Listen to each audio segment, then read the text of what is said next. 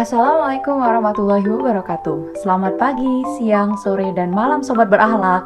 Saya Intan bersama rekan saya Rido dan Okta dari kelompok C2 Latsar CPNS 2022. Kali ini kami akan membagikan kepada teman-teman semua salah satu role model kami, sosok yang sangat berpengaruh di Indonesia, tokoh yang terkenal dengan kisah cintanya yang sangat indah, pernah menduduki jabatan sebagai presiden ketiga di Republik Indonesia, siapa lagi kalau bukan B.J. Habibie. B.J. Habibie atau yang akrab disapa Eyang Habibie lahir di Parepare, Sulawesi Selatan pada 27 Juni 1936. Beliau pernah menduduki beberapa jabatan yang berpengaruh di Indonesia. Selain itu, beliau memiliki berbagai prestasi baik di Indonesia hingga ke kelas dunia. Prestasi tersebut diantaranya di bidang dirgantara hingga prestasinya dalam menyelamatkan perekonomian di Indonesia yang kala itu dalam kondisi yang porak-poranda. Meskipun kala itu beliau hanya menjabat selama 1 tahun 5 bulan sebagai presiden, namun kebijakan yang beliau ambil berperan besar bagi kesejahteraan masyarakat. Di antaranya adalah kebijakan dalam bidang moneter, bidang perbankan, fiskal, hingga korporasi yang memberikan dampak peningkatan yang signifikan bagi perekonomian Indonesia. Pengambilan kebijakan yang dilakukan oleh Eyang Habibie merupakan aksi nyata beliau yang menunjukkan bahwa beliau telah menginternalisasi core values ASN, yakni berorientasi pelayanan, ditandai dengan perilaku beliau yang cekatan, solutif, dan dapat diandalkan dalam pemenuhan kebutuhan masyarakat banyak. Nilai akuntabel. Terus bekerja dan tidak berhenti menjadikan beliau sosok yang disiplin dan bertanggung jawab atas semua pekerjaan yang diembannya, sebagaimana prinsip mentalitas sepeda yang dianutnya.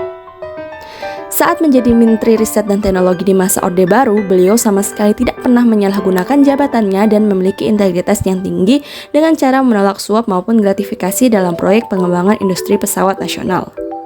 Nilai kompeten. Sejak kecil, beliau hanya tidur 4,5 jam per hari dan menggunakan sisa waktunya untuk menyerap dan menganalisis lingkungan.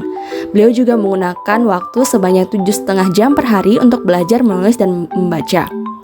Beliau terus melanjutkan pendidikan hingga memperoleh gelar doktor insinyur di Jerman.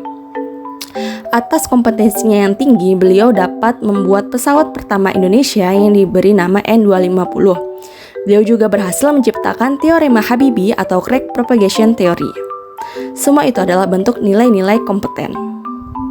Nilai harmonis. Saat menjabat sebagai presiden, beliau berhasil menghapus diskriminasi pada masyarakat Tionghoa di Indonesia dengan menerbitkan Inpres nomor 26 tahun 1998 dan Inpres nomor 4 tahun 1999. Beliau juga selalu mengikutsertakan bawahan dan pengikutnya dalam proses pengambilan keputusan dan memperlakukan mereka dengan sama rata sehingga terciptalah lingkungan kerja yang kondusif. Nilai loyal. Nilai loyal dari Bapak B.J. Habibie yang pertama, penuh pengabdian. Ditunjukkan dengan memimpin dan membangun bangsa serta mengawalinya pada masa reformasi. Kemudian mengemban tugas-tugas berat guna memulihkan ekonomi dengan segenap jiwa dan raga. Kemudian kembali mengabdikan diri untuk bangsa dan negara setelah menyelesaikan pendidikan di luar negeri. Kemudian yang kedua adalah peduli keluarga. Beliau begitu cinta kepada istri dan anak-anaknya. Nilai adaptif. Yang pertama adalah inovatif. Beliau memiliki inovasi yang luar biasa dengan menciptakan pesawat terbang pertama bagi Indonesia. Kemudian aktif. Beliau aktif di berbagai kegiatan kenegaraan di dunia dan update terhadap perkembangan ilmu pengetahuan dan teknologi. Nilai kolaboratif. Beliau bergerak cepat tanggap, yaitu dengan membawa Indonesia keluar dari cengkraman krisis moneter yang bekerjasama dengan IMF. Kemudian mengembangkan anti sadap telepon karena pada saat itu beliau disadap oleh Jaksa Agung pada masa reformasi.